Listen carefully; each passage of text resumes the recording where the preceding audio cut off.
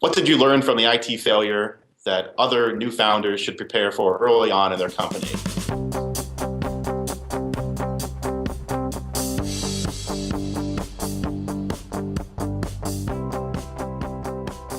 So I guess I'll go a little more in detail about how we almost destroyed our company. So 2008, we did about 12 million revenue. 2009, the first 6 months of it, we were crushing it, just absolutely crushing it, growing, growing, growing, growing.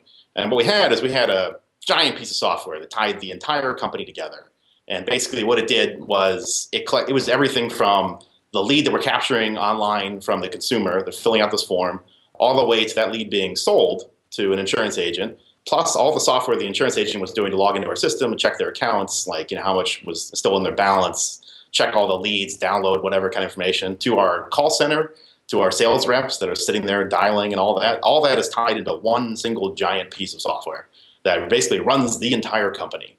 And we decided over the course of 9 months to replace that entire piece of software and launch it all at once on July 1st, 2009. I will never forget that date. So July 1st, 2009, it goes live, and it turns out basically what had happened over the last 9 months is that we had done such a poor job of managing our IT, basically our IT team. So our developers, CIO, everybody was kind of working on their own little pieces of it and not talking to the other people, not testing in real environments. So they were all set up their own little testing environments, and they all basically, what happened on July 1st is they all said, well, my piece was tested in my testing environment and it worked. And the other person would be like, mine tested mine, mine works just fine as well. And then we put everything live. Not only did all the different things that they built out not communicate with each other at all, nothing worked.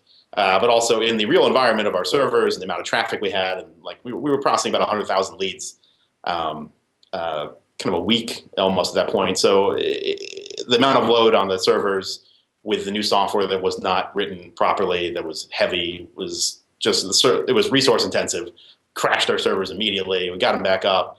Everything was broken. Nothing was working together. And so what happened was basically over the course of about 2 weeks, we had to bring in some really talented people, slowly try to rebuild everything. People always ask why we didn't go back. Well, we had some developers at the time that who knew how to take everything back that actually quit the second we went live on July 1st. Within like 2 days, they'd quit. So the people that could take us back to the old system that was actually working were gone. So we had no choice but to basically move forward. And it's interesting how we were able to survive that, because we basically were processing no leads, no revenue, yet we had to still pay out a pretty massive payroll and all that. We burned through about $1 million cash in about 30 days. We were bootstrapped. So basically, my partner and I pretty much wrecked our personal finance and all the company's money to survive.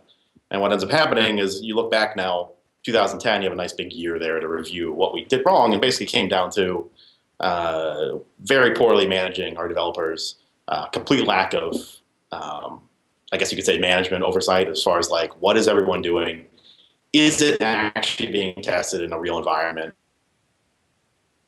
Is everyone actually talking to each other? Does that developer on that side of the room actually know what this person is doing over here? Have they talked in the last 2 weeks? Have they even compared what they're building to see if this actually works? It sounds crazy as is to like think that that was even possible that we would do that, but at that moment in time, we were growing so insanely fast.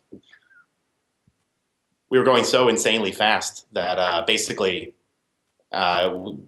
we were hiring probably 5 people a week. It was crazy, and we were letting go of people too, because when you hire that fast, you hire a lot of bad eggs.